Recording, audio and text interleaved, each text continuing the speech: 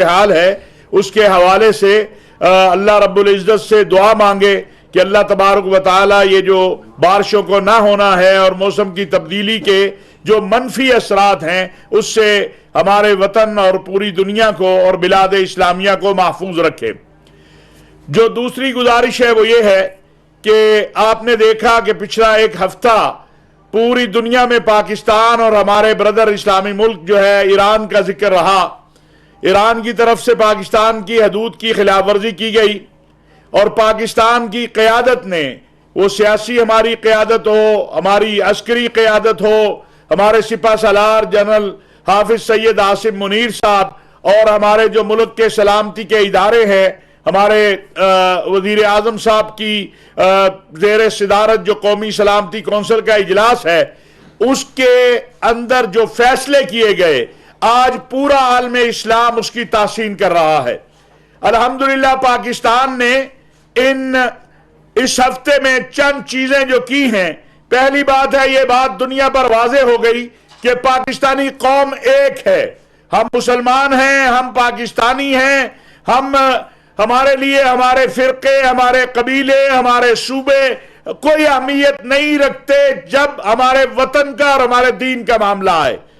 دوسری بات دنیا کے سامنے آئی کہ پاکستان اپنے دفاع کے اعتبار سے اتنا مضبوط ملک ہے کہ کسی بھی جارح کو، کسی بھی زیادتی کرنے والے کو، پاکستان کی حدود کی خلاف ورزی کرنے والے کو پاکستان فوری جواب دے سکتا ہے اور مؤثر جواب دے سکتا ہے۔ اور الحمدللہ جو پاکستان نے جواب دیا وہ خود ایران کے ذمہ داروں نے کہا کہ کوئی ایرانی اس کا نشانہ نہیں تھا، اس کا نشانہ وہ لوگ بنے جو کیمپ کھول کے بیٹھے تھے دہشت گردی کے اور پاکستان میں دہشت گردی کرواتے تھے۔ ان کے کچھ لواحقین یہاں بھی بیٹھے ہیں جو انہیں مسنگ پرسن کہتے تھے۔ اس پہ بھی انشاءاللہ میں بعد میں بات کرتا ہوں کہ وہ مسنگ پرسن ایران کے دہشت گرد کیمپ، ایران کے اندر جو بی ایل اے اور بی ایل ایف کا دہشت گرد کیمپ تھا اس میں کیا کر رہے تھے۔ اب تو ان کی تصویریں بھی آ گئی اور ساری چیزیں آ گئی۔ عالم اسلام میں جس طرح ہماری قیادت کے اس فیصلے کی تحسین ہو رہی ہے اور جو ہمارے سلامتی کے اداروں کی معلومات اور اس کی بنیاد کے اوپر جو جواب دیا گیا اس کی تحسین ہو رہی ہے، وہ پاکستان کے مقام کو، پاکستان کی عزت کو، پاکستان کے وقار کو مزید بلند کر رہی ہے۔ یعنی پاکستان کی وحدت،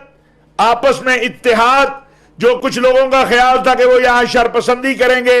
اور یہاں نفرتیں مزید، انہوں نے دیکھا کہ پوری قوم یکجا ہو گئی، اپنی فوج کی پشت پہ کھڑی ہو گئی اور قوم اور فوج کا یہ جواب پوری دنیا پہ اس وقت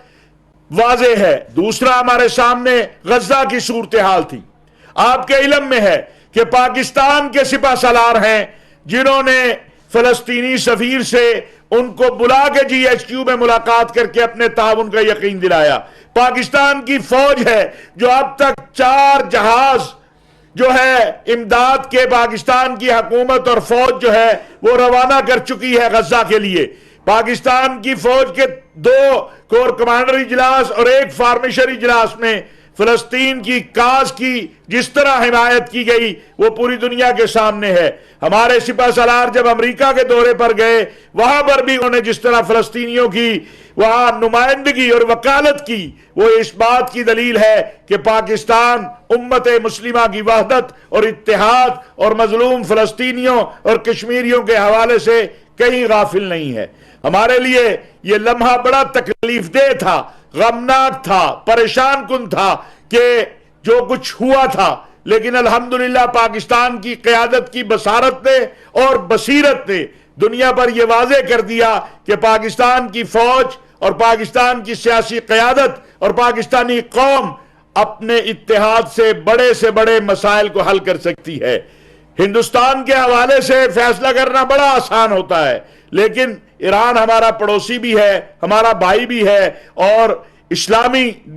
دنیا کے اندر ہمارا اور ایران کا بہت قرب ہے۔ بہت سارے جو مصائب اور مسائل آتے ہیں اس میں پاکستان جو ہے وہ ایران کے حوالے سے پاکستان کا بہت بڑا اس میں کردار ہے، خواہ وہ عرب ممالک سے صلح کا معاملہ ہو، تعلقات کی بحالی ہو، اور باقی آپ نے کل دیکھا کہ گزشتہ 2-3 روز سے جس طرح ہماری فوج کی، ہمارے سپہ سالار کی، ہماری حکومت کی دنیا اسلام تحسین کر رہا ہے، پوری دنیا یہ بات کہہ رہی ہے کہ پاکستان نے ایک ذمہ دار اور امن پسند ملک ہونے کا کردار ادا کیا ہے۔ اب میں یہ بھی گزارش کروں گا کہ جو نشانہ بنائے گئے لوگ وہ بھی